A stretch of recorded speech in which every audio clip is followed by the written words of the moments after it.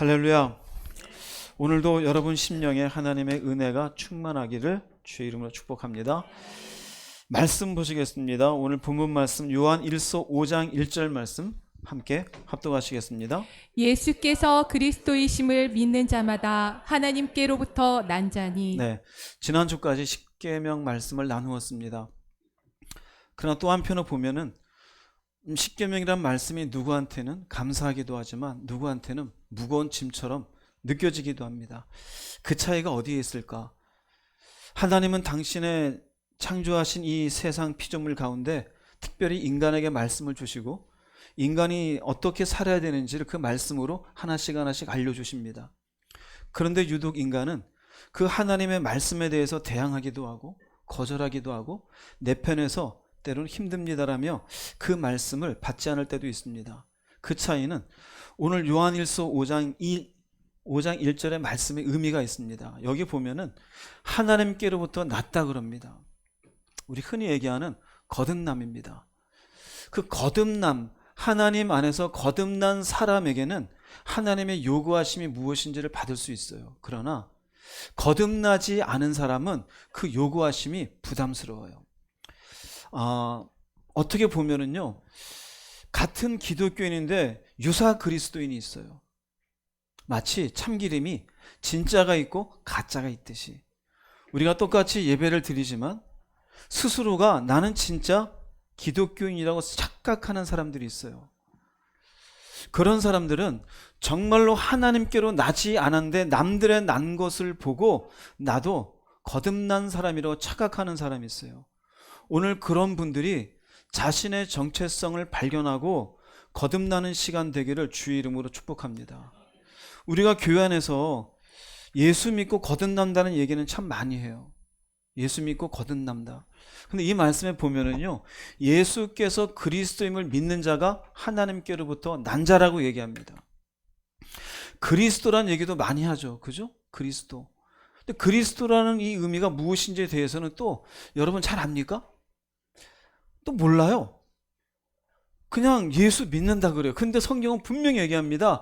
예수께서 그리스도이심을 믿어야 하나님께로부터 난 자다. 하나님께로 난다라는 표현에서 여러 군데 있지만 가장 정확하게 보여주는 말씀이기도 하고 이걸 풀어준 것은 요한복음 또한 3장에도 있습니다. 오늘 이 말씀에 대해서 예수가 그리스도임을 믿는 자가 도대체 무엇을 믿는 건지, 그리고 이 사람은 도대체 어떻게 사는 것인지에 대해서 말씀을 나누고, 여러분은 거듭나지 않았다라면은 가짜 참기름 행세 이제 그만하시기 바랍니다. 진짜가 되기 위해서 몸부림칠 수 있는 여러분 되기를 주 이름으로 축복합니다. 먼저 예수는 누구시다고 얘기하죠? 그리스도예요. 그리스도란 말은 헬라어로 크리스토스예요. 크리스토스란 말은 그냥 의미 자체로 보면은 기름 부음 받은 자예요. 구약에 보면은 누구한테 이렇게 기름 부어주냐면요, 왕이 될 때, 또 선지자에게, 제사장에게 기름 붓습니다. 이렇게 기름을 붓는 건 특별히 왕의 역할을 담당하도록 구별됐다는 얘기고, 제사장도 선지자도. 근데 기름을 부은 건 그냥 인간이 선택한 것이 아니라 누가 선택하셨어요? 하나님이 이 다윗 왕을, 이 다니엘 선지자를, 아니면은 이 하나님의 귀한 제사장을 하나님께서 특별히 기름 붓는 그 모습을 통해서 하나님의 선택받은 이 역할을 감당할 수 있도록 기름 부은 거죠. 그럼 예수님이 왜 기름 부은 자냐면은 이 세 가지 모두를 감당하는 역할로 기름 부은 거예요. 그러면 누가 예수께서 기름을 훅 부은 적이 있어요, 없어요? 그런 건 없어요. 구약에 보면은 이스라엘 백성들은 이 세 가지를 충족시킬 수 있는 완전한 의미에서의 구세주를 기다려. 구세주라는 이게 메시아예요. 구약에서 얘기하는 메시아, 우리의 새로운 왕, 하나님의 말씀을 가지고 오는 자, 그리고 우리를 구속시켜 주실 수 있는 제사장, 이 모든 걸 의미하는 메시아를 기다려요. 메시아가 히브리어일 뿐, 이 히브리어를 헬라어로 바꾸면 그대로 크리스토스예요. 별 차이가 있어요, 없어요? 아무 차이도 없습니다. 아무 차이도 없어요. 메시아가 구세주고 구세주가 그리스도고 그리스도가 메시아예요. 그럼 예수님은 이런 세 가지를 충족시킬 수 있는 왕으로서의, 선지자로서의, 제사장으로서의 이 그분께서 하나님이 특별히 선택하여 눈에 보이는 기름 부음은 아니지만 이분께서 이러한 역할로 오신 모습이 어디 있는가 크게 보면 네 군데 있어요. 한번 보게요. 마태복음 1장 20절 읽어보겠습니다. 주의 사자가 현몽하여 이르되 다윗의 자손 요셉아 내 아내 마리아 데려오기를 무서워하지 말라. 그에게 잉태된 자는 성령으로 된 것이라. 네, 예수님이 이 땅에 오실 때의 모습입니다. 마리아에게 하는 얘기죠. 그에게 잉태된 자는 성령으로 된 것이라. 이 말씀의 의미는 이곳에 잉태되는 그분은 하나님이셔요. 하나님이 누굽니까? 창조주이십니다. 창조주이신 그분이 인간의 몸으로 오신다라고 말씀해 주는 거예요. 즉 성령에 의해서 인간의 역사 속으로 누가 들어오시는 겁니까?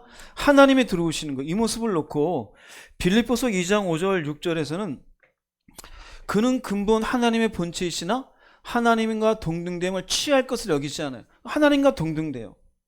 오히려 자기를 비워 종의 형체를 가졌다 그래요. 종의 형체를 가지사 사람의 모습으로 오셨다 그럽니다. 즉 이렇게 인간의 모습으로 오신 것은 종의 형체를 가지신 거예요. 왜 왔을까요? 왕 되신 하나님이, 창조주 하나님이, 모든 세상의 주인 되시는 하나님이 바로 인류를 구원시키기 위해서 인간의 역사 속으로 들어오신 모습이에요. 이렇게 하나님 자체가 인간 속으로 들어오신 자체가 그분이 그리스도이신 것을 증명해 주시는 것이에요. 우리가 강아지를 좋아하고 고양이를 좋아해요. 그렇다고 고양이가 될 수 있고 강아지가 될 수 있어요?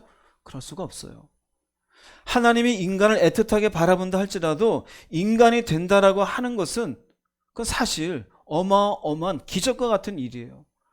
그분께서 이 땅 가운데 진정한 왕 대신 그 역할을 감당하기 위해 인간의 몸으로 종된 모습으로 자기를 비워내어서 이 땅에 오신 것, 그리스도임을 증명하신 거예요. 또 한 군데 볼게요. 요한복음 19장 30절 말씀 읽어보겠습니다. 예수께서 신포도주를 받으신 후에 이르시되 다 이루었다 하시고 머리를 숙이니 영혼이 떠나가시니라. 하나님의 본체 되신 주님이 인간의 종된 모습을 가지고 오셔서 결국 이 땅에서 하신 일은 이것을 위해서예요. 무엇입니까? 십자가 위에서 돌아가시는 일. 십자가 위에서 왜 돌아가셔야 될까요? 왜? 누구 때문에? 우리 때문에. 우리의 무엇 때문에? 우리 죄 때문에. 우리 죄의 무엇을 갚기 위해서 오신 겁니까? 죄값이에요. 인간의 죄값을 여기서 다 치르셨기 때문에 다 이뤘다라는 거예요.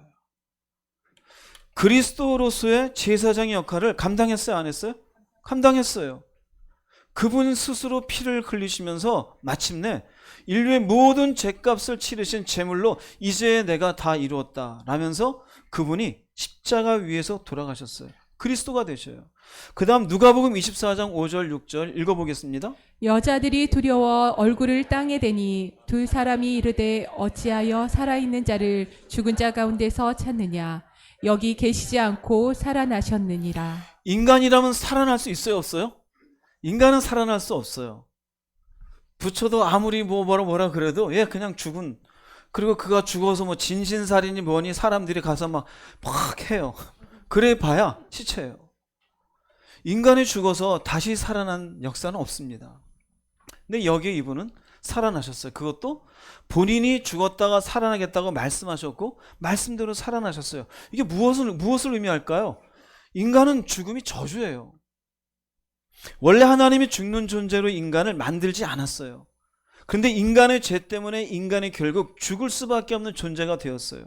그런데 이 죽음을 이기시고 예수께서 다시 살아나셨다는 의미는 그분은 죽음 가운데 머무를 수 없는 왕이신 것을 의미해요. 모든 세상의 창조주이심을 의미해요. 아무리 이 땅에 인간이 대단하게 살았어도 죽으면 끝이에요. 그러나 예수께서는 이 죽음조차도 함부로 할 수 없는 모든 것 위에 뛰어나신 전능자시요 하나님인 것을 증명합니다. 또한 이것은 우리에게 어떤 꿈을 줍니까? 진정한 메시아로서의 의미가 있는 거예요. 예수 다시 살아나신 것은 마침내 우리도 어떻게 할 수 있다? 살아날 수 있다라는 거예요. 인간으로 오셨던 그분이 살아나신 것처럼 우리들에게도 그분은 첫 열매가 되셔서 우리도 그 뒤를 따라서 살아날 수 있다라는 소망을 가져요. 뭐가 됩니까? 우리의 구세주가 되는 거예요. 그래서 어디서부터 구세주예요? 우리를 세이브해 주는 것은 죽음이에요. 죽음. 할렐루야. 그분이 내가 그리스도라는 사실을 고백하게 되어진 순간 내 속에는 이제는 죽음을 극복했다는 고백과 다름이 아니에요. 할렐루야. 그래서 예수를 믿으면 무엇보다 우리 속에 죽음이 두려워요? 두렵지 않아요? 죽음이 두렵지 않은 분 아멘 해보세요. 굉장히 많네. 좀 몇 명 안 될 줄 알았는데. 예. 죽음이 극복이 되어져요. 왜? 주님이 여기 계시지 않고 살아나셨기 때문에. 즉 이와 같은 과정을 통해 이 땅에 오실 수 없는 분이 우리를 위해서 이 땅에 오셨고 십자가 지셨고 그리고 마침내 살아나시며 그분이 누구신지를 증명했어요. 또 한 군데 말씀이 있어요. 사도행전 1장 9절 11절 읽겠습니다. 이 말씀을 마치시고 그들이 보는데 올려져 가시니 구름이 그를 가리어 보이지 않게 하더라. 이르되 갈릴리 사람들아 어찌하여 서서 하늘을 쳐다보느냐. 너희 가운데서 하늘로 올려지신 이 예수는 하늘로 가심을 본 그대로 오시리라 하였느니라. 네. 더구나 그분은 뭐라고 하셨냐면요. 올라가시면서 다시 오신대요. 왜 옵니까? 제가 뭐 일일이 다 시간이 없어서 말씀은 다 정리 못 해드리지만 결국 심판하기 위해서 오셔요. 왜 심판할까요? 당신이 만드신 세상이 죄로 가득하니 이 세상을 다시 재편하기 위해서요. 그게 새하늘과 새 땅이에요. 물론 우리 편에서 봐서는 우리를 죽음을 보지 않고 건져주시기 위해서 오시죠. 그러나 긴 하나님의 눈으로 볼 때는 소돔과 고모라 노아의 시대와 같이 더 이상 희망이 없는 이 땅을 심판하기 위한 거예요. 그럼 그 일은 오직 누구만 할 수 있어요? 하나님만 하실 수 있어요. 근데 주님이 다시 오신대요. 그분이 심판주임을 의미해요. 그분이 창조주임을 의미해요. 그분이 모든 세상에 가장 높이 계신 전능자의 왕이심을 의미함을 깨달으시기 바랍니다. 그러므로 예수는 그리스도이십니까? 아니십니까? 그리스도이셔요. 그분은 우리의 왕이 되셔요. 그분은 우리의 선지자가 되셔요. 그분은 우리의 제사장이 되셔요.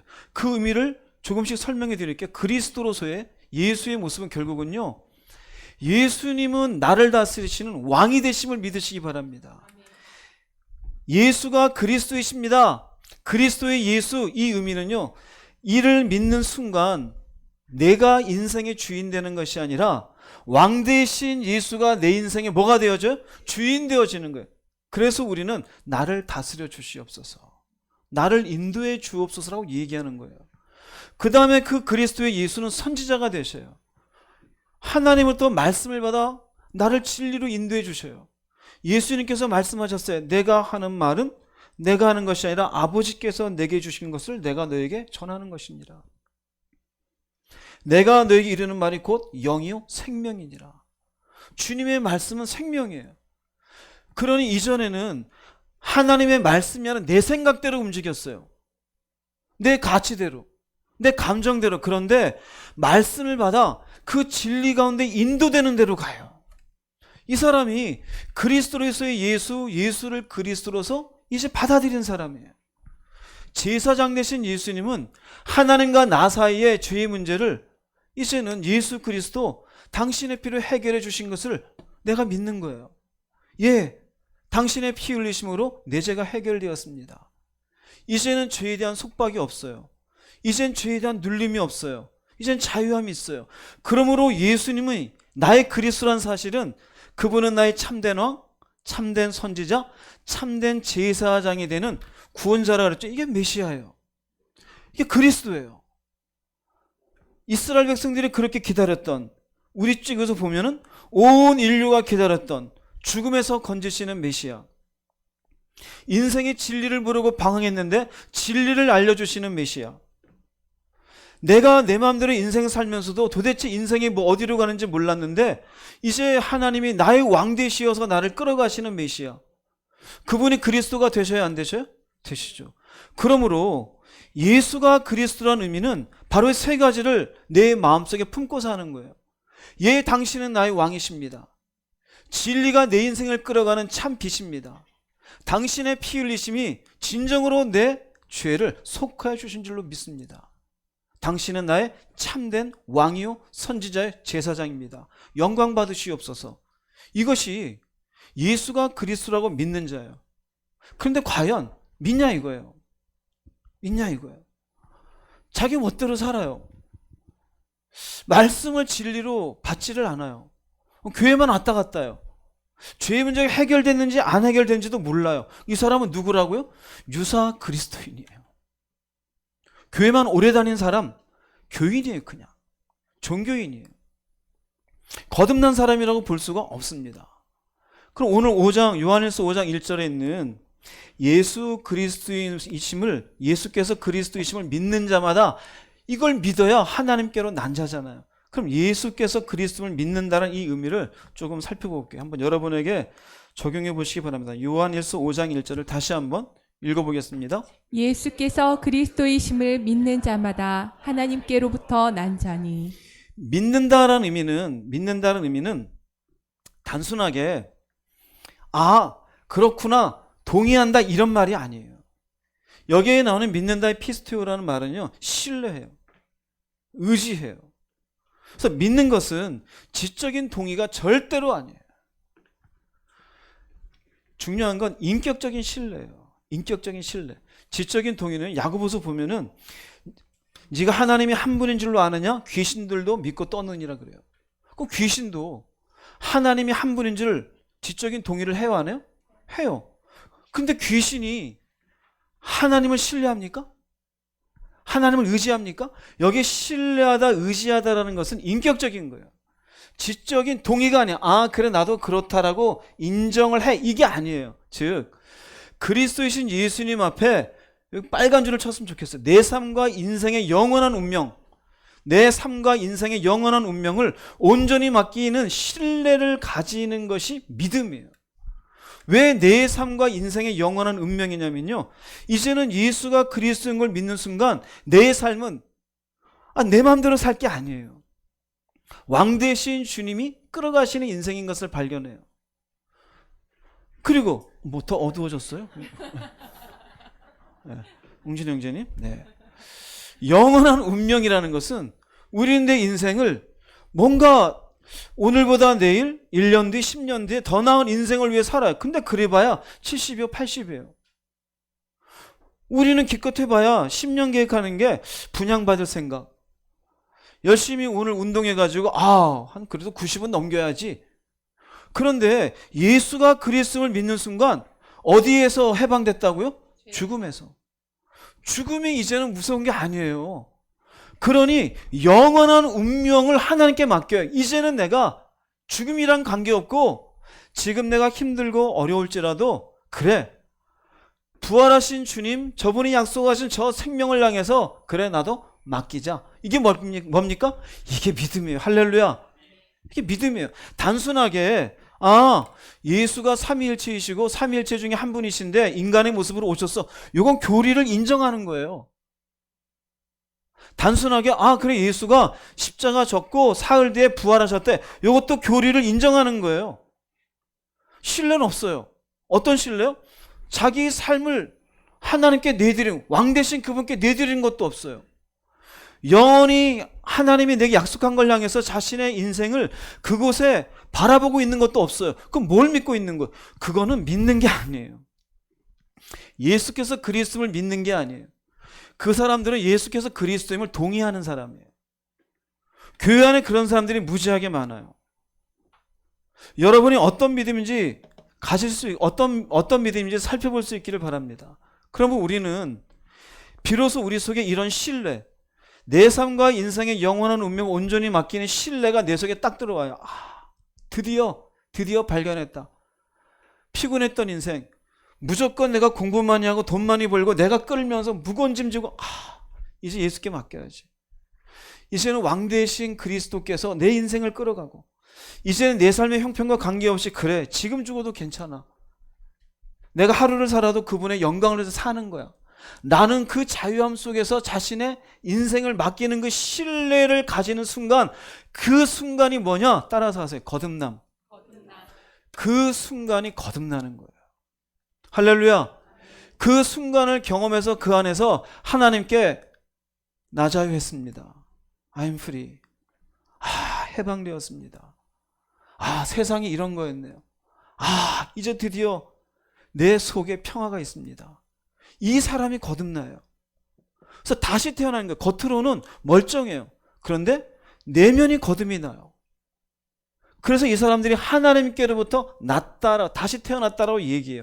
이건 주님이 명확하게 얘기해요. 요한복음 3장 3절 7절 읽어보겠습니다. 진실로 진실로 내게 이르노니 사람이 거듭나지 아니하면 하나님의 나라를 볼 수 없느니라. 내가 내게 거듭나야 하겠다 하는 말을 놀랍게 여기지 말라. 거듭나지 아니하면 하나님 나라 볼 수 없어요. 유사 그리스도인은 하나님 나라 볼 수 없어요. 거듭나겠다는 말을 놀랍게 여기지 말래요. 예수가 그리스도인 것을 철저하게 신뢰하고 살지 아니하면, 그것이 마음속에 받아들여지지 아니하면 이 사람이 이 말씀과 아무 관계가 없어요. 할렐루야. 그렇다면 어떻게 내가 예수가 그리스도임을 믿을 수 있을까? 알고 싶죠? 알려드릴까요? 알려드리려고 제가 이제 여기 서 있죠. 알려드릴게요. 주님이 말씀하셨어요. 굉장히 쉬워요. 근데 안 하죠. 요한복음 3장 5절 말씀 읽어보겠습니다. 예수께서 대답하시되 진실로 진실로 내게 이르노니 사람이 물과 성령으로 나지 아니하면 하나님의 나라에 들어갈 수 없느니라. 여기 나는 거죠. 다시 태어나는 거예요. 그렇기 때문에 거듭남이라고 그러고 이걸 중생이라고 그러고. 근데 방법은 물과 성령이에요. 물은 말씀입니다. 말씀과 성령의 이 의미는 말씀이라는 도구를 통해서 성령께서 일하시는 걸 의미해요. 이해되세요? 무슨 말인지? 즉 하나님께서는 말씀이라는 도구를 통해서 성령이 일하셔서 우리의 마음에 따라서 하세요. 감동, 깨달음, 감화, 믿어짐. 이 성령께서 하시는 일이에요. 무엇을 통해서 하신다고요? 말씀이에요. 말씀. 여러분이 유사 그리스도인인 것 같고 하나님이 어떻게 나를 낳게 하는지 잘 모르는 것 같다. 제가 아주 100% 장담합니다. 말씀 가까이 하세요. 일주일에 여러분 설교를 5편, 10편 무조건 들어보세요. 그런데 여러분 유사 그리스도인의 특징이 뭔지 아세요? 말씀이 안 들려요. 말씀이 안 들려요. 지금 예배 드리면서도 흘러가요. 안 들려요. 오늘 점심 메뉴가 뭘까? 오늘 몇 녀석인가 하는 거지. 안 들려요. 안 들려요. 그런데 여러분 속에 난 도저히 지금 내가 답답하고 힘들고 교회는 오래 다녔고 내가 거듭나지 못한 것 같다. 이거 주님이 하신 말씀이에요. 요거밖에 없어요. 물과 성령이에요. 기적이 아니에요. 은사가 아니에요. 어떤 대단한 게 아니에요. 할렐루야. 내가 아직 거듭나지 못한 것 같다. 정말 부탁합니다. 말씀을 가까이 들으시기를 주님의 이름 정말 축복합니다. 어려워요? 안 어려워요? 안 어려워요. 그런데 그것을 안 해요. 여러분 스스로가 내가 유사 그리스도면 제가 장담할게요. 말씀을 계속 들으면서 하나님 앞에 기도해 보십시오. 어느 순간 그 말씀이 도구가 되어져 그 말씀을 통해 성령이 조금 전에 따라서 하겠잖아요. 감동을 주셔요. 예수가 그리스도인 게 믿어져요. 내 인생의 주인이시구나. 정말 나 때문에 피 흘리신 게 맞는 거구나. 이분의 말씀이 정말로 진리이구나. 내 속에 믿어지는 순간 그때 여러분들 고백할 수 있어요. 저도 거듭난 사람 되었습니다. 할렐루야. 이거밖에 없어요. 한번 예수님께서 그 비유 가운데 주님이 하신 말씀이 있는데요. 이와 비슷한데 어떤 말씀이냐면 부자와 나사로 얘기해요.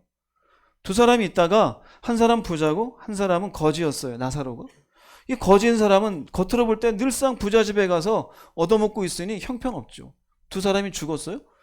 부자는 음부에 갔어요. 나사로는 아브라함의 품에 있어요. 음부에 있었던 부자가 너무 고통스럽고 물도 없어서 물 한 방울 달라는데 안 줘요. 너무너무 힘드니까 부자가 아브라함에게 부탁을 합니다. 나는 이 고통스러워했는데 아직 여기 와놓은 내 아버지 집에 형제들이 있습니다. 나사로를 보내어서 내 형제들이 오지 않게 하소서. 죽었던 나사로가 가서 얘기하면 듣지 않겠습니까? 그 아브라함 얘기 아니다. 그들도 모세와 선지자의 얘기를 들어야 하느니라. 아니요, 그게 아니라 그러면서 이런 얘기를 합니다. 한번 누가복음 16장 읽어보겠습니다. 그때 부자가 아버지 아브라함이여 그렇지 않습니다. 죽었다가 살아난 사람이 가면 그들이 회개할 것입니다 하였으나 아브라함은 그들이 모세와 예언자들의 말을 듣지 않으면 비록 죽은 사람이 다시 살아난다고 해도 그들이 믿지 않을 것이다 하고 말하였다. 인간의 생각이에요. 죽었다가 살아난 사람에 가면 그들이 회개할 거라고요. 기적을 바라요. 간혹 교회 안에 믿음이 없는 사람들이 그래요. 나도 지금 이 병만 고치면 정말 예수 잘 믿을게요. 지금 우리 가정이 이러이런 어려우면 이 문제만 해결하면 잘 믿을게요. 그렇다고 해서 믿을 것 같아요? 안 믿어요. 기적이 믿음을 주는 게 아니에요. 이스라엘 백성들이 애굽에서부터 출애굽을 하고 홍해를 건너고 광야를 지내는 동안 수많은 기적을 경험했어요. 그 이스라엘 백성들의 믿음이 좋았죠? 믿음이 좋았어요? 형편없었어요. 기적을 경험해서 그 단맛만 살짝 따먹고 그 다음 문제 생기면 또 불평해요. 또 불평해. 믿음은 하나도 안 자랐어요. 우리가 똑같아요. 당장 내 현실에 필요한 문제가 급급해서 그 욕심을 채우기 위해서 그렇지 믿음과는 아무 관계 없어요. 믿음은요, 모세와 예언자들의 말을 들어야 된대요. 즉 하나님의 말씀을 들어야 믿음이 생겨요. 하나님의 말씀은 가까이 하지 아니하고 날마다 유튜브 쳐다보고 노래나 듣고 정치 얘기나 쳐다보고 있으니 어떻게 믿음이 생겨요? 자기 하고 싶은 SNS 하면 인스타그램에 이쁜 자기 얼굴이나 올리고 오늘 떡 먹었네, 밥 먹었네, 아이고 오늘 화장했더니 예쁘네, 키 크게 사진 찍는 법은 이렇게 찍고 옆에 45도가 이쁘고, 그것만 시간 보내고 앉아있는데 어떻게 믿음이 자랍니까? 하나님의 말씀은 열어볼 줄도 모르고 들을 줄도 모르잖아요. 지옥에 가서 내 형제들이 살았으면 좋겠나는데 아브라함이 해준 얘기는 이 얘기, 비록 아브라함이지만 하나님 하신 얘기죠. 예수님의 얘기와 동일한 겁니다. 말씀과 성령이 아니고는 다시 태어날 방법이 없어요. 가만히 여러분들이 멀쩡히 교회만 왔다 갔다 하다가 어느 날 믿음 생기겠지? 천만의 말씀이요. 물론 간혹 가다가 하나님이 도저히 말씀도 듣지 않고 이대로 내버려 두면 거듭나지 아니하니 간혹 가다 고난 속에 집어넣기도 해요. 또 고난 가운데 가야 되겠습니까? 어떤 사람은 고난 속에 들어갔어도 다시 정신 차리지 못하고 또 그냥 자기 마음대로 가요. 자신의 인생의 왕으로 받아들이지도 않아요. 말씀을 진리로 하지도 않아요. 그저 자기의 경험, 자기의 상식, 윤리적인 생각, 인생의 문제들, 예수가 나를 위해 피 흘리고 제사 그건 그냥 뭐 별로 값비싸지도 않아요. 그냥 뭐 그랬나 보다. 중요한 건 당장 오늘 돈 버는 것, 당장 내가 살아가는 것. 그렇게 왔다 갔다 해요. 하나님의 기적을 경험했음에도. 뭘까요? 그 사람이 예수가 그리스도를 믿는 자일까요? 그렇지가 않아요.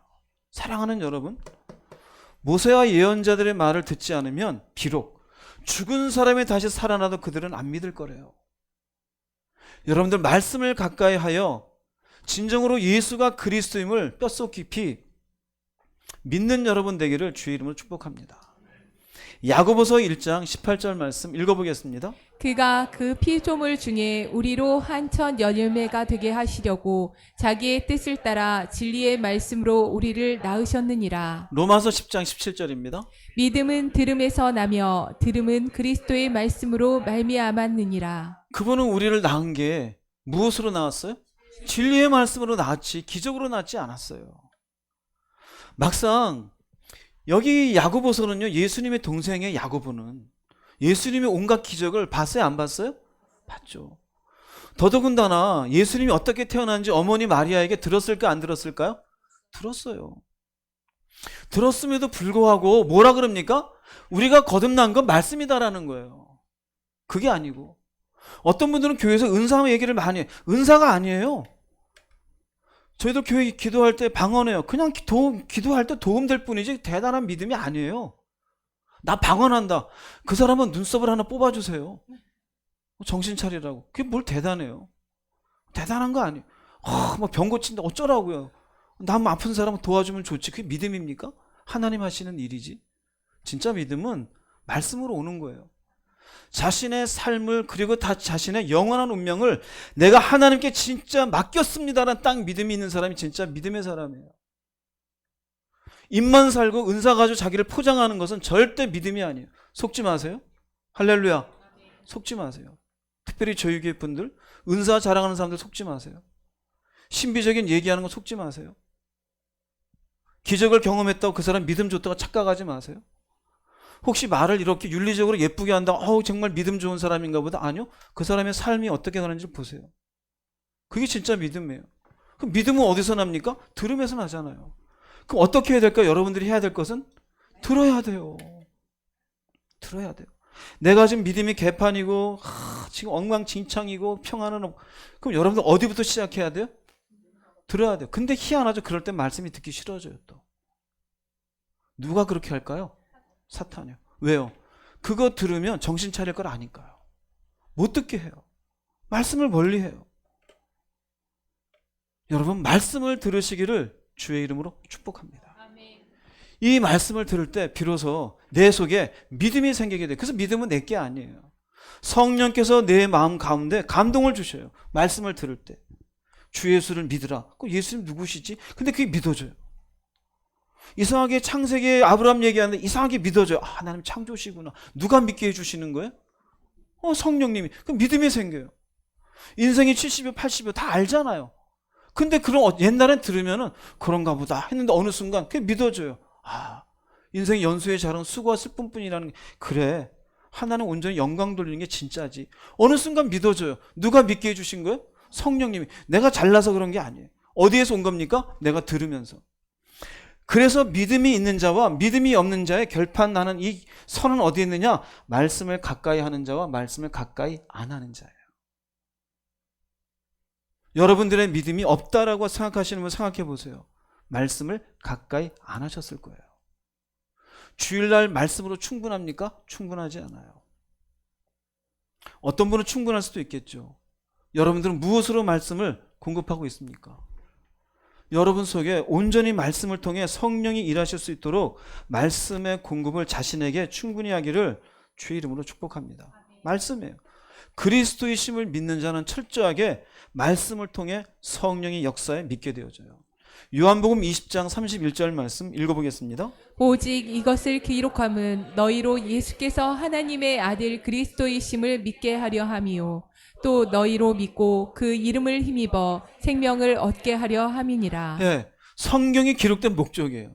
그걸 왜 썼느냐? 오직 이것을 기록함은 예수가 그리스도이심을 믿게 하려 함이래요. 여기 보면은 예수가 십자가 못 박혀 죽인 것 그렇게 쓸 수도 있잖아요. 근데 그게 아니라 그리스도. 왜 그랬어요? 여기에 뭐가 포함되어 있어요? 왕 대신 역할, 선지자 대신 역할, 제사장 대신 역할.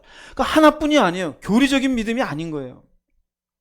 내 속에 정말 당신이 이제는 내 인생의 왕이 되십니다. 왕이신 나의 하나님. 그 하나님이 내 삶의 주인됨을 고백하는 그 고백이 있는 걸, 이건 믿게 하기 위해요. 주님, 당신의 말씀만이 진리인 줄 믿습니다. 세상에 온갖 얘기가 있고 가치가 있고 물질적 가치, 성공적 가치, 이러면 어떻게 되고 저러면 어떻게 되고 있는데 그런 거 다 치우고 당신의 말씀이 오직 내 발의 길이요 진리인 줄로 믿습니다. 그게 믿어지는 거예요. 이게 뭡니까? 말씀을 기록한 목적이에요. 당신이 내 죄를 씻어내기 위해서 십자가 지신 줄 내가 믿습니다. 왜 그럴까요? 이 말씀을 보고서 예수가 그리스도이심을 믿고, 그럼 그 다음 주어진 게 뭡니까? 생명이에요. 그럼 거꾸로 올라가면 생명은 누가 얻어요? 예수가 그리스도임을 믿는 사람. 예수가 그리스도를 믿는 사람은 어디를 통해서 믿게 되어져요? 말씀을 통해서요. 어려워요? 쉬워요? 쉽죠. 그런데 안 하잖아요. 그죠? 그런데 안 하잖아요. 고민만 해요. 자기 고민에만 답도 없는데 나 왜 이렇게 믿음이 없을까? 얼마나 어리석어요. 이렇게 쉬운 게 있는데요. 말씀을 가까이 하십시오. 즉, 이 말씀에 의하면은요, 예수님이 나의 구세주임을 온 마음으로 믿는 사람이 거듭난 사람이에요. 구세주임을. 구세주는 그리스도입니다. 메시아예요. 이 사람이 거듭난 사람이요, 생명을 향한 어떤 인생을 살아가? 새로운 인생이 될 수밖에 없어요. 이제는 내가 인생의 주인이 아니라 누가 주인이셔요? 하나님, 예수님은 내 인생의 주인이셔요.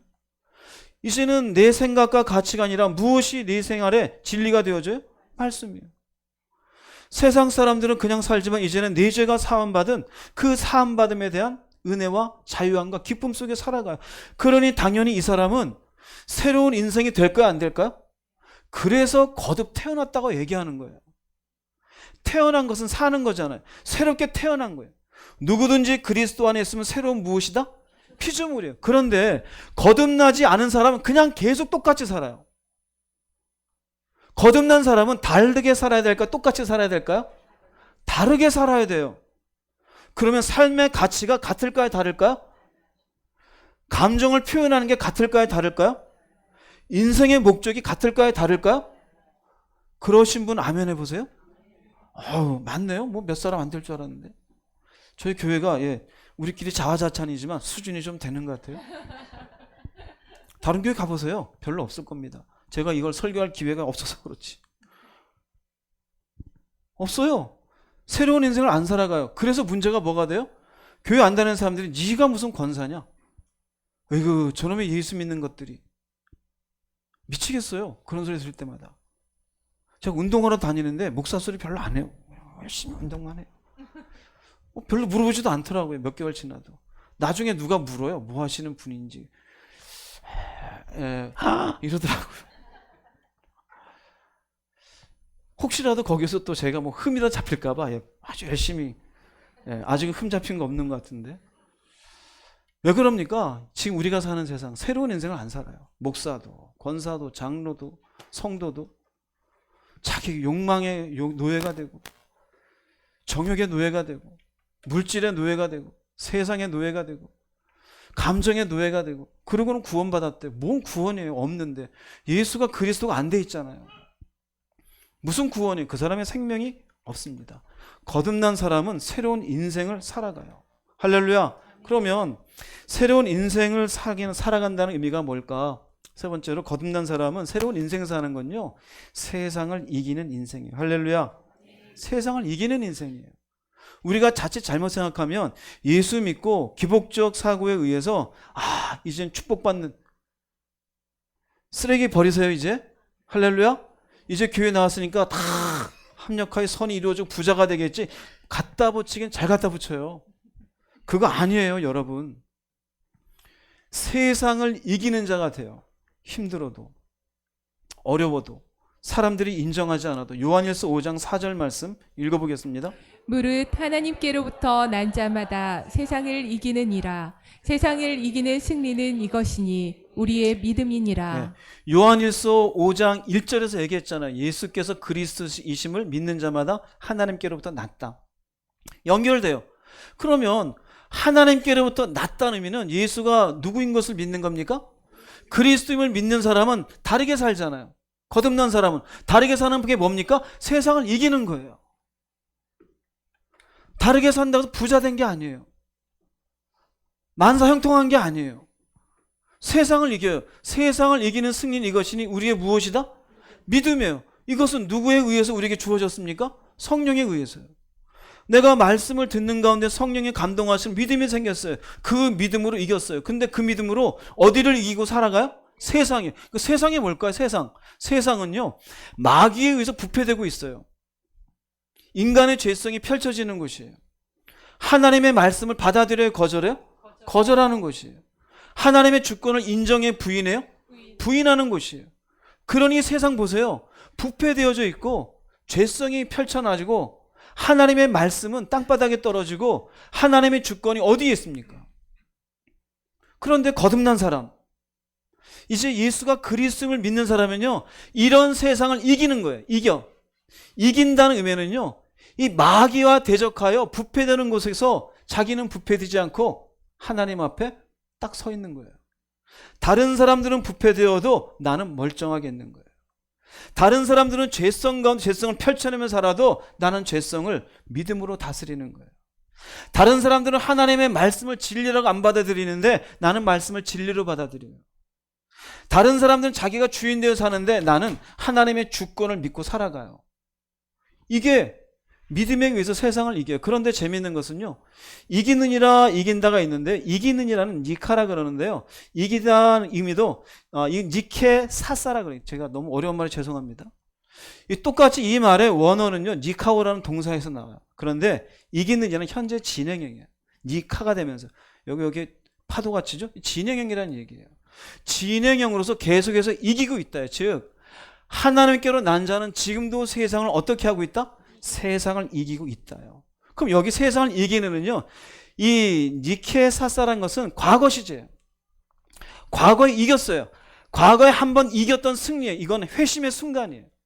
말씀을 듣는 어느 순간 성령의 감동과 감화에 예수께서 그리스도가 맞네? 할렐루야, 나자에 얻었네. 그 회심의 순간이죠. 이게 뭐냐면요, 이렇게 해석할 수 있어요. 내가 세상을 이겼던 승리예요. 그때는 우리의 믿음이니라. 그 순간 세상을 이겼어요. 아, 세상이 이렇게 부패되어 있구나. 내가 이런 죄덩어리구나. 말씀이 진리인데 하나님이 모든 것을 다스리시는데, 와, 내가 그걸 모르고 살았네? 회개해요. 하나님, 제가 죄인이었습니다. 당신의 피로 저를 거듭나게 해주시니 감사합니다. 세상을 그때 이겼어요? 안 이겼어요? 이겼던 분 아멘 해보세요.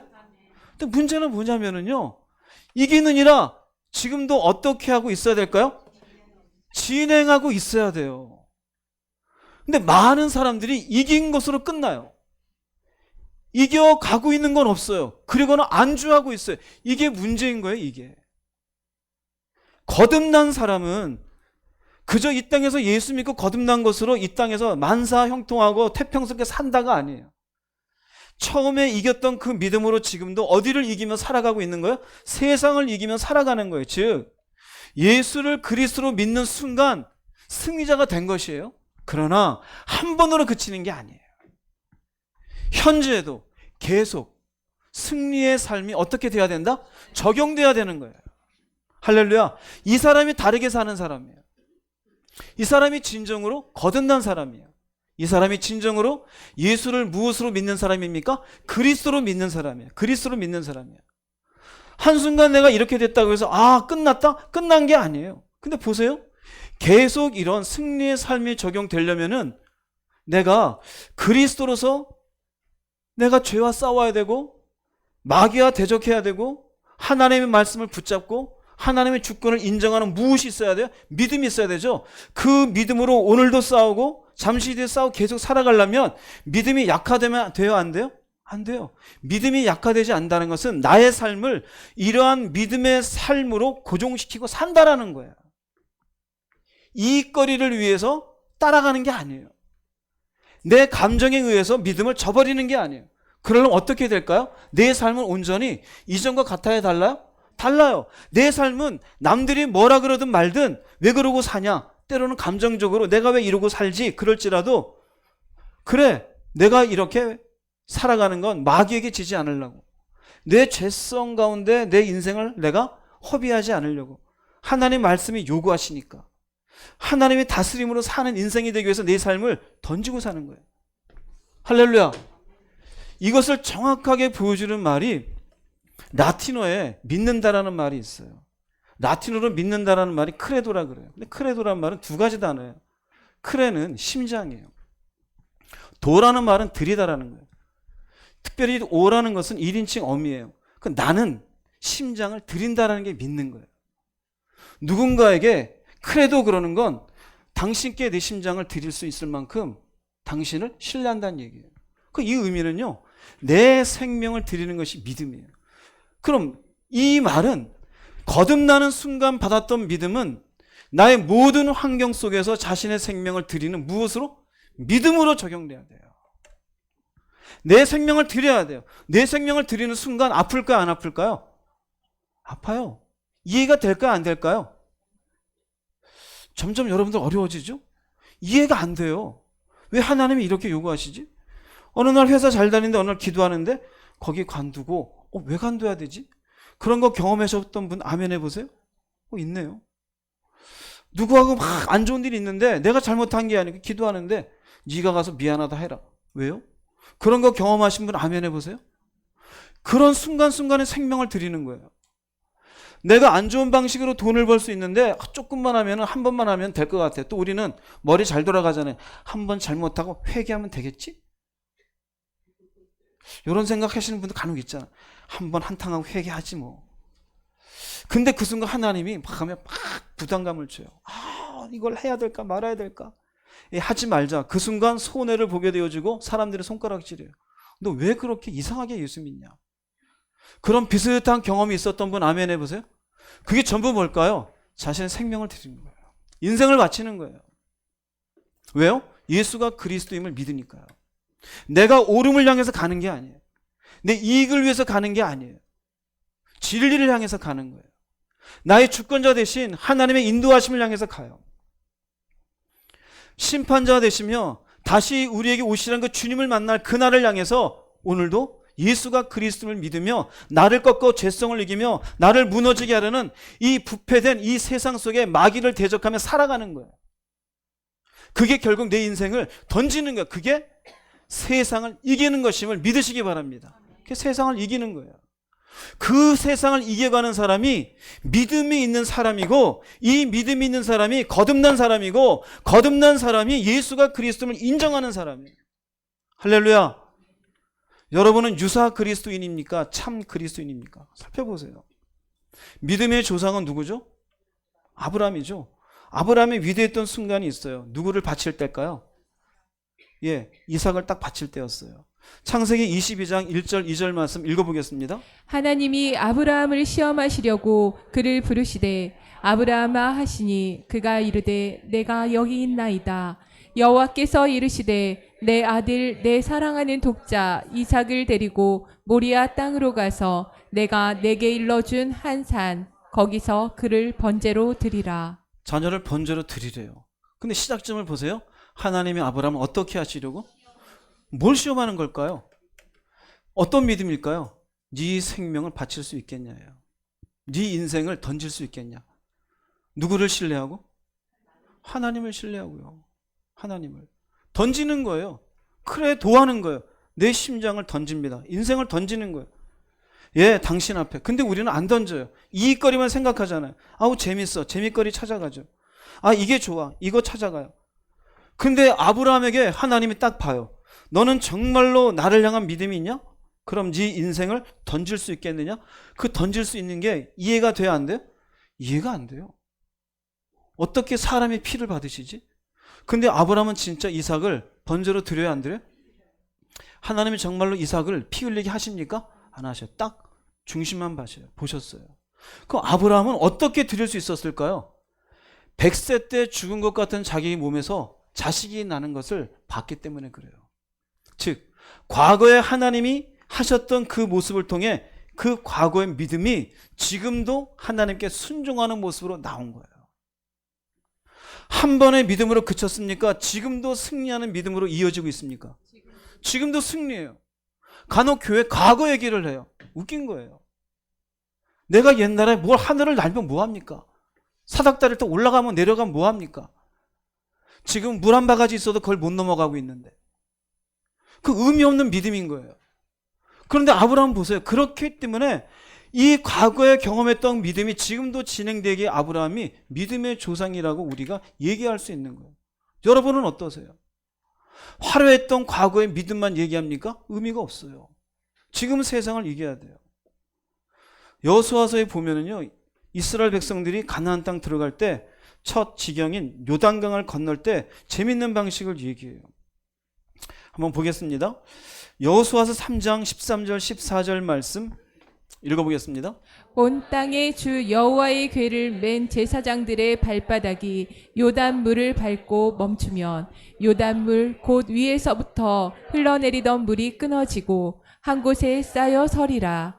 백성이 요단을 건너려고 자기들의 장막을 떠날 때에 제사장들은 언약궤를 메고 백성 앞에서 나아가니라. 그냥 갈라주면 좋은데 굳이 궤를 메고 거기에 발을 담그래요. 할 수 있어요, 없어요? 여러분이 제사장이라면은 아싸, 내가 믿음이 얼마나 좋은지 증명할 기회다 하실 분 한번 손 들어보세요. 한 분 계시네요. 이분은 예수가 그리스도를 믿는 분이죠.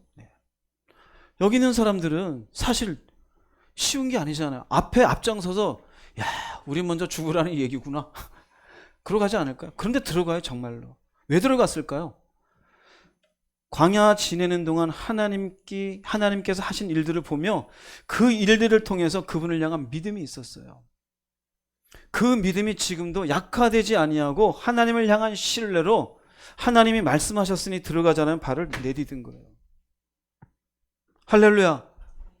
그러면 말이 돼요, 안 돼요? 사실 이 자체가 말은 안 돼요. 항상 하나님이 우리에게 요구하시는 말씀이나 그분의 인도하심을 보면 때로 인간의 상식으로 이해가 안 되는 일들이 많아요. 그러나 우리가 예수가 그리스도임을 믿는다는 의미 속에는 전적으로 내 인생을 그분께 내어드리는 거잖아요. 그분의 섭리와 주권이라는 것은 우리의 시간하고는 다르잖아요. 그분의 계획과 우리의 계획이 어떻게 같습니까? 그것을 믿고 우리가 내어드리는 거잖아요. 이미 하나님께서는 이들이 순종만 하면 요단강을 갈라낼 계획을 갖고 있었어요. 근데 안 알려주었어요. 그런데 딱 들어가니까 정말 요단강이 갈라져요. 우리가 그래요. 세상을 이기는 자는요, 남들이 볼 때는 이해가 안 되는 순종을 하고 살아요. 그런데 그 사람이 세상을 이기는 사람이에요. 왜 그럴 수 있을까요? 예수가 그리스도임을 철저하게 가슴에 품고 있기 때문에 그래요. 그러나 교회 가운데 옛날에는 내가 예수 믿었어 이거에 멈추는 사람들이 있어요. 현재는 입만 살았어요. 삼위일체 예수가 몇 위가 되시고 예수께서 나중에 오시는데 요한계시록 2장에 몇 장에 무슨 말은 무슨 말 무슨 색 알기는 잘 알아요. 어쩌라는 겁니까? 그 현상이 믿음입니까? 아니요, 아무것도 아닌 거예요. 이스라엘 백성들의 모습을 한번 볼게요. 출애굽기 12장 23절 말씀 한번 읽어보겠습니다. 여호와께서 애굽 사람들에게 재앙을 내리려고 지나가실 때에 문 임방과 좌우 문설주의 피를 보시면 여호와께서 그 문을 넘으시고 멸하는 자에게 너희 집에 들어가서 너희를 치지 못하게 하실 것임이니라. 애굽에서 나올 때 10번째 재앙이에요. 장자들을 죽이는 거죠. 문설주에 피 바르래요. 그럼 너희들은 안 죽을 거다. 이거 믿을 수 있어요? 믿을 수 있어요? 믿기 어렵잖아요. 피만 바르는데 안 죽어요? 그것도 양의 피인데 이게 뭔 의미가 있지? 아직은 모르잖아요. 이 의미가 나중에 인류를 구원하실 예수의 피라는 건 모르잖아요. 근데 그냥 순종하잖아요. 근데 이스라엘 백성들 발라요, 안 발라요? 발라요. 이 말씀을 믿고 정말로 바르고 그들은 살아요. 구원을 얻어요. 그런데 희한하죠? 광야에서는 실패를 거듭해요. 불평의 연속이에요. 왜 그럴까요? 이게 중요해요. 죽음을 이겼던 믿음을 날마다의 삶에 적용하는 일에 실패했기 때문에 그래요. 그들은 분명히 믿음이 있었어요. 그런데요, 날마다의 삶 속에 세상을 이겨내 가야 되는 과정에 실패했어요. 그 믿음을 적용하지 않아요. 하나님이 어떤 분이신지, 그분의 능력, 그분의 주권, 그분의 계획, 인간의 생각과 다르시다는 것, 인간의 능력과 차원이 다르다는 것에 대한 철저한 신뢰가 없었어요. 분명히 경험했음에도 불구하고 그러니 날마다 자기가 보는 눈에 의해서 불평하고 계산하고 때로는 도전하기도 하고 리더십에 대해서 의심을 품기도 하고 이스라엘 백성들 반복적이지 않았습니까? 결국 이것 때문에 무너져요. 생명을 하나님 앞에 드렸어야 돼요. 근데 이렇게 하나님 앞에 생명을 드리지 못했어요. 결국 이 말씀은요, 애굽을 나올 때만 생명을 거는 믿음이 필요한 게 아니에요. 광야 생활에서도 여전히 생명을 드리는 믿음은 어떻다? 필요하다. 던지는 거예요. 던져야 돼요. 여러분의 인생을 믿음 안에서 던지시기 바랍니다. 누구한테 던져요? 하나님에게. 그분의 주권 앞에, 말씀 앞에. 그리고 저 영혼을 향해서 여러분의 인생을 던지세요. 여러분이 머릿속에 가장 고민한 70%, 80%는 결국 이 땅에 다 던지고 갈 거 아닙니까? 자식 문제도 던지고 갈 거고, 집 문제도 던지고 갈 거고, 대출 문제도 갚다가 못 갚으면 던지고 가는 거 아닙니까?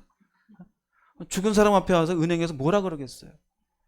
던지고 갈 거예요. 그러나 우리가 던질 수 없는 건 영원한 생명 아니에요? 그럼 내 인생은 그분께 던지고 가는 거예요. 오늘도 죽자. 오늘도 죽자. 오늘도 죽자. 할렐루야. 죽으세요. 그렇게 할 수 있는 이유는 뭡니까? 거듭났기 때문이에요. 그래서 예수님이 위대한 말씀을 선포하셨어요. 마태복음 16장 25절 읽어보겠습니다. 누구든지 자기 생명을 얻고자 하면 잃을 것이요 누구든지 나를 위하여 자기 생명을 잃으면 얻으리라. 자기 인생이나 이 땅에서 재밌게 살고 멋있게 살고 편하게 살자 그러면 잃는데 무엇을 잃을까요? 생명이 없어요. 하나님이 주권자가 되어 있지도 않고 말씀이 그 인생 가운데 진리가 되어 있지도 않고 그저 돈이 되어 있고 자기의 가치가 되어 있고 상식이 되어 있고 어려서부터 쭉 경험되어져 온 그냥 쓰레기 같은 생각으로 살아요. 이게 인생이거니 진리가 들어간 틈도 없어요. 그런 그 사람의 영생과 관계없어요. 그런데 보세요. 중요하잖아요. 나를 위하여. 왜 그럴까요? 주가 그리스도임을 믿기 때문에 그래요. 예수가 그리스도인 것을 믿으니 그 진리 앞에 내 생각을 집어던져요. 예수를 내 인생의 왕으로 모셔요. 내 감정이 중요한 게 아니에요. 그냥 보면요. 나는 싫어. 어린아이예요. 어린아이. 내 생각에는 내 생각이 중요합니까? 진리가 중요하지. 나는 원래 내 성향상 그런 거는 그 사람은 전부 무엇만 얻고자 하는 거예요? 자기 생명만 얻고자 하는 거예요. 그러나 주를 위해서 자기 생명을 잃으면 나도 기분 나빠요. 그런데 해요. 나도 아브라함처럼 뭔 일인지 몰라요. 근데 순종해요. 왜 내가 요단강에 발을 디뎌야 되는지 몰라요. 죽을 것 같아요. 그냥 던져요. 눈물이 나요. 그런데 얻으리라. 무엇을 얻을까요? 생명을 얻어요. 이 사람이 어디를 이긴 사람일까요? 세상을 이기는 사람이에요. 우리는 예수를 믿고 세상을 이기고 영생을 얻기 위해 예수를 믿는 거지 예수 믿고 이 땅에서 부자 되자고 믿는 거 아니에요. 편안한 인생을 위해서 대출 잘 갚기 위해서 예수 믿는 거 절대 아니에요.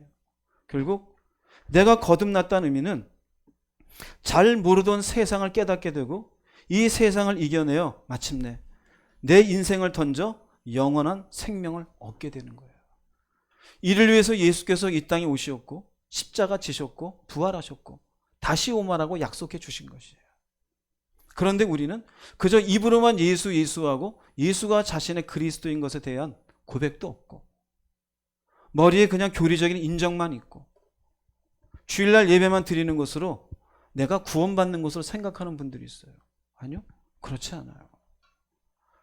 여러분은 예수를 위해서 여러분의 인생을 던지시기를 주의 이름으로 축복합니다. 그럼 이와 같이 내가 예수가 그리스도인 것을 믿는 그 믿음으로 이렇게 산다 그럴 때 그 믿음 속에 있는 핵심, 원동력이 무엇일까? 원동력. 단순히 여러분들이 알고 있는 믿음이잖아요. 근데요, 이 믿음 속에는요, 움직이는 원동력이 있어요. 자동차도 그 속에 연료가 있어야 되잖아요. 이제 연료가 아니라 전기 자동차는 전기가 있어야 되잖아요. 충전돼 있지 않으면 가요, 안 가요? 안 가요. 내 믿음도 충전돼 있지만 믿음으로 살지만 되어 있지 않으면요 세상을 이길 수가 없어요. 믿음의 원동력이 무엇인지 알려드릴까요? 네. 한 10분만 참아주시기 바랍니다. 네. 믿음의 원동력 요한복음 3장 16절입니다. 읽어보겠습니다. 하나님이 세상을 이처럼 사랑하사 독생자를 주셨으니 이는 그를 믿는 자마다 멸망하지 않고 영생을 얻게 하려 하심이라. 믿는 것은요 독생자를 주신 하나님의 사랑을 믿는 겁니다. 웅진 형제, 사랑을 믿는 거예요. 즉 사랑이 믿음으로 살아가는 힘의 근원, 에너지예요. 믿나이다 믿나이다의 고백이 아니라 사랑은 입술에 있을까요? 가슴에 있을까요? 가슴에 있어요. 부부가 있는데 남편이 입으로 사랑해 하는 것하고 가슴으로 사랑해 하는 것 알아요? 몰라요? 하나님은 아실까요? 모르실까요? 알다 뿐이겠습니까? 네. 사랑이에요. 사랑이 믿음으로 살아가는 힘의 근원이에요. 그런 유사 그리스도인은 뭐가 없어요? 사랑이 없어요. 껍데기뿐인 믿음이라는 포장은 돼 있어요. 그 내용물인 사랑은 없어요. 보세요. 하나님이 세상을 이처럼 사랑하사 그를 믿어요. 그의 무엇을 믿어요? 사랑을 믿는 거예요. 사랑을 믿는 거예요. 사랑이 믿음으로 살아가게 하는 원동력이 되어져요. 요한일서 4장 9절 10절 말씀 읽어보겠습니다. 하나님은 외아들을 세상에 보내셔서 우리가 그를 통해 살 수 있게 하심으로 우리에게 자기의 사랑을 나타내셨습니다. 그러므로 우리가 하나님을 사랑한 것이 아니라 하나님께서 우리를 사랑하셔서 자기 아들을 보내 우리를 죄에서 구원하는 제물로 삼아 주셨습니다. 네. 하나님은 우리에게 무엇을 나타내셨어요? 사랑을 나타내셨어요. 우리가 사랑한 게 아니라 하나님이 우리를 사랑해 주셨어요. 보세요. 강조점이 사랑에 있어요. 뒤에는요. 사랑하셨기 때문에 아들을 보내셨어요. 사랑하셨기 때문에 보내서 우리를 그를 통해 살게 해주셨어요. 사랑해. 즉 하나님이 우리에게 보여주신 것은 내가 너를 얼마나 사랑하는지 아느냐. 그 사랑을 발견하여 내 마음에 그 사랑이 뜨거워지는 그 가슴이 있을 때 예 믿나이다가 되는 거예요. 우리가 믿는 것은 바로 이 사랑이에요. 기적이 아니에요. 현상이 아니에요. 즉 어떤 분들은 얘기해요. 예수가 십자가 지시고 사흘 만에 그 죽음에서 이기고 살아나신 것을 믿습니다. 그게 아니라요. 진정한 고백은요. 나를 사랑하사 십자가에 죽으신 것을 내가 믿습니다. 나를 사랑하사 이 땅에 인간의 모습으로 오신 것을 내가 믿습니다. 나를 사랑하사 지금도 나를 떠나지 않는 것을 내가 믿습니다. 이게 사랑이에요. 교리적이고 유사 그리스도인은요. 껍데기만 얘기해요. 나도 믿어. 믿는 껍데기 내용은 수천 번 얘기해봐야 세상을 이길 수가 없어요. 내 속에 사랑이 있을 때 그 사랑, 나를 얼마나 사랑하는 그 사랑에 대한 마음이 내 속에 믿음으로 다가올 때 비로소 내 생명을 던져요. 말도 안 되지만 나를 사랑하시는데 좋으신 하나님이니 나를 좋은 길로 인도하시겠지. 가요. 진리의 말씀을 놓고 하나님의 말씀이 왜 나를 망하게 하는 말씀입니까? 나를 사랑하시는 하나님의 인도하시니 가요. 그런데 사랑이 없으면은요 의심이 많아요. 남녀가 교제를 해요. 정말 이 남자가 나를 사랑하는지 안 하는지 확인이 되지 않으면 늘상 뭔가 요구하면 의심하게 돼 있어요. 진짠가? 가짠가? 근데 정말 사랑하게 되어지고 그 사랑이 확인되면은 그 사람이 하는 말을 믿게 되어져요. 자녀에게도 남편에게도 아내에게도 똑같아요. 우리가 믿음으로 사는 것의 원동력은 사랑이에요. 즉 내가 믿음으로 세상을 이기지 못하는 것은 사랑이 없어서 그래요. 또 과거에 사랑이 있었는데 지금 왜 현재적으로 세상을 이기지 못하느냐? 어느 순간 내 속에 사랑을 놓쳐버렸어요. 그래서 끊임없이 내 안에 사랑을 확인해야 돼요. 요한일서 4장이잖아요. 4장 16절에 그렇게 얘기해요. 읽어보겠습니다. 우리는 하나님이 우리를 사랑하시는 그 사랑을 알고 믿고 있습니다. 참으로 하나님은 사랑이십니다. 그 사랑 안에 사는 사람은 하나님 안에서 살고 하나님도 그 사람 안에 계십니다. 사랑해요. 우리를 사랑하신 그 사랑 알고 믿었어요. 그럼 뭡니까? 그 사랑 안에 사는 사람은 과거입니까? 지금 현재입니까? 미래입니까? 현재. 그 사랑 안에 지금도 살아가요. 그러면은 하나님 안에 살고 하나님도 그 사람은 하나님과의 연합이에요. 하나님과의 연합이라는 은혜 속에 날마다 무엇을 확인하며 살까요? 사랑을 확인하며 살아가는 거예요. 우리가 기도한다 그럴 때 기도의 자리에서 가장 중요한 건 그분의 임재와 그분의 사랑을 확인하는 시간이에요. 때로는 우리의 삶에 문제가 있어 고백도 해요. 주세요. 이런 일이 있습니다. 그러나 더 기도 가운데 하나님이 우리 가운데 깨닫고 채워주기 원하시는 것은 바로 하나님의 우리를 향한 사랑이에요. 기도의 가장 그래서 하이라이트는 사랑을 확인하는 순간이에요. 그 사랑을 확인하는 순간 내 속에 신비로운 연합이 경험돼요. 주님이 저와 함께 계심이 감사합니다. 여전히 사랑하시니 감사합니다. 이렇게 되면요 응답이 필요할까요? 필요하지 않을까요? 응답이 필요해요. 하나님이 나와 함께 하는데 응답해야 확인됩니까? 이렇게 되어도 저렇게 되어도 모두 누구의 뜻이에요? 하나님의 뜻이니 구할 게 없어요. 죄송하지만 저는 별로 구하지 않습니다. 저희 교회가 몇 명 되는지 구하지도 않고 제 개인적으로 어떻게 돼야 되는지 구하지도 않고 제가 몇 살까지 살겠다고 구하지도 않고 우리 자식들 어떻게 하라고 구하지도 않아요. 저는 확인만 해요. 하나님 계시지요? 그 사랑 가운데 확인하는 게 기쁨이에요. 그 사랑이 있을 때 믿음으로 살아갈 수가 있어요. 근데 많은 성도들이 이 사랑을 확인하지 않아요. 과거에 내가 사랑했었다 그래요. 아니요. 지금도 그 사랑 안에서 확인하며 살아갈 때 세상을 이길 수가 있어요. 요한일서 4장 13절 말씀 읽어보겠습니다.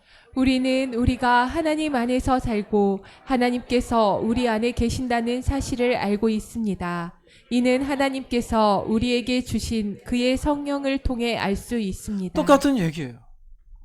우리가 하나님 안에 있고 하나님이 우리 안에 계셔요. 이 의미가 뭘까요? 하나님의 사랑을 성령과 교제를 통해 확인하는 거예요. 확인하는 거. 끊임없이. 예, 내가 당신 안에 있는 것. 사랑이죠. 내 안에 하나님 계시는 것. 그럴 때 지속적인 믿음의 삶이 가능한 거예요. 지난주 설교와 말씀드리면은 십계명의 말씀이 어렵지만 지속적으로 십계명의 말씀을 하나님 앞에 하나씩 하나씩 새겨가며 살 수 있어요. 그러나 사랑이 없으면 믿음의 껍데기는 있지만 실로 어렵도다 떠나게 되어져요. 세상도 마찬가지예요. 세상은 부패되어 있어요. 마귀는 끊임없이 돌아다니고 있어요. 우리의 죄성은 어떻게 다룰 것이며 하나님의 말씀 앞에 어떻게 순종할 것이며 그분의 주권 앞에 여러분 어떻게 자신을 꺾을 수 있겠습니까? 믿음이라는 포장지로 될 것 같아요? 아니요. 사랑이에요. 그래서 성령과 끊임없이 교제하는 자가 믿음의 삶이 가능해요. 그런 성령과의 교제가 없는 사람은 무엇을 잃어버리고 말아요? 사랑을 잃어버리고 말아요. 그러면 그의 믿음은 어떻게 될까요? 가짜가 되어져요. 유사 그리스도인이에요. 할렐루야. 이건 제가 하는 얘기가 아니에요. 고린도전서 13장 2절 말씀 읽어보겠습니다. 내가 예언하는 능력이 있어 모든 비밀과 모든 지식을 알고 또 산을 옮길 만한 모든 믿음이 있을지라도 사랑이 없으면 내가 아무것도 아니요. 아무것도 아니에요. 1절에는요. 사랑이 없으면 여러분 아는 얘기예요. 소리나는 구리와 또 울리는 뭐와 같다? 꽹과리와 같다 그래요. 대단한 게 있어야 돼요. 그러니까 믿음에 대한 거창한 고백과 포장과 이런 거다라는 뭐를 얘기해도요. 결국 그 속에 사랑이 없으면은요. 이건 아무것도 아닌 거예요. 즉 믿음의 원동력은 무엇이다? 사랑이에요. 그러니 내가 믿음을 가지게 된 것도 하나님이 하신 것이고 믿음으로 사는 것도 하나님이 허락하시고 결국 이렇게 살다가 영생을 누리는 것도 누가 허락하셔요? 하나님이. 그래서 결국 바울 사도처럼 우리는 내가 한 것이 아닌 모든 것은 다 하나님의 무엇이다? 은혜로다라고 얘기하는 거예요. 그럼 우리는 뭐만 하면 될까요? 오늘 말씀에 하면 믿음 가지고 해서 말씀을 들으세요. 말씀을 안 들으니까 문제인 거예요. 그러면요 성령이 일하셔요. 그럼 내 속에 성령이 일하심으로 내 안에 하나님의 사랑이 경험되었어요. 그러면 꾸준히 나는 그 사랑을 어떻게 하면 될까요? 확인하면 돼요. 두 가지예요. 할렐루야. 그러면 여러분들 그 사랑이 세상을 이기도록 여러분의 인생을 던질 수 있는 힘을 허락해 주는 줄 믿습니다. 그래서 마침내 우리는 어디를 이기며 살아갈 수 있게 돼요? 세상을 이겨요. 할렐루야. 이기는 자가 되십시오. 대답은 잘하셨는데 예, 하나님 앞에 저는 전했고 사는 건 여러분이 사십시오. 또 똑같죠? 듣긴 들었는데 자기의 생각대로 예수가 뭐라고 말했는지 자기의 바쁜 대로 가치대로 살겠죠. 여러분의 인생을 허비하지 않았으면 좋겠습니다. 결론을 내리겠습니다. 요한일서 5장 4절 말씀 읽어보겠습니다. 무릇 하나님께로부터 난 자마다 세상을 이기느니라. 세상을 이기는 승리는 이것이니 우리의 믿음이니라. 이해되겠죠? 이제 무슨 말인지? 하나님께로 난 자 거듭난 사람은 세상을 이겨요. 그건 믿음이에요. 믿음의 원동력은 무엇이었다고요? 사랑이에요. 요한계시록 3장 21절 한번 읽어보겠습니다. 이기는 자에게는 내가 내 보좌에 나와 함께 앉을 자격을 주리니 이는 내가 이겨서 내 아버지와 함께 그의 보좌에 앉은 것과 같으리라. 네, 요한계시록 2장과 3장에는 7교회가 나옵니다. 7교회 끝에마다 다 동일한 것은 이기는 자가 되라라고 얘기해요. 왜 그래야 될까요? 극복하라 이거예요. 자기가 갖고 있는 욕망을 극복하고 세상을 이겨야 되고 하나님의 주권을 거절하려는 자기 주인의식을 내어 던져야 되고 이겨야 돼요. 그 이김 속에 믿음이 필요해요. 믿음은 다 주셨어요. 내가 그 속에 사랑이란 것만 하나님 안에서 현재적으로 확인하세요. 늘 달라 그렇게만 기도하지 마시고 그 사랑을 확인하고 자리에서 일어나세요. 1분이 되었든 10분이 되었든. 그래서 그 사랑의 힘으로 여러분 자신을 세상을 이기는 자요, 내 죄성을 이기는 자요, 사탄을 이겨내는 자요, 말씀 앞에 나를 굴복시키는 하나님의 사람들이 되십시오. 그렇게 이기는 자가 될 때 주님이 계신 보좌에 함께 앉을 자격을 준대요. 그냥 예수 믿는 믿음 가지고 간다고요? 천만의 말씀이에요. 과거에 내가 구원받은 한 번으로 끝난다고요? 천만의 말씀이에요. 오늘 말씀 보세요. 결코 그렇지 않아요. 유사 그리스도인으로 인생을 마무리하지 마세요. 불쌍하게 예수 이름만 얘기하다가 허무한 인생 그대로 마치지 마세요. 반드시 거듭나서 세상을 하루라도 이기다가 그 사랑 가운데 기쁨과 영광을 돌려드린 인생으로 나도 이겨서 주 앞에 섭니다라는 고백으로 여러분의 인생 마지막 마침표를 잘 찍으시기를 주의 이름으로 축복합니다. 기도하시겠습니다. 말씀을 생각하시면서 주님 한번 부르시고 통성으로 기도하겠습니다. 주여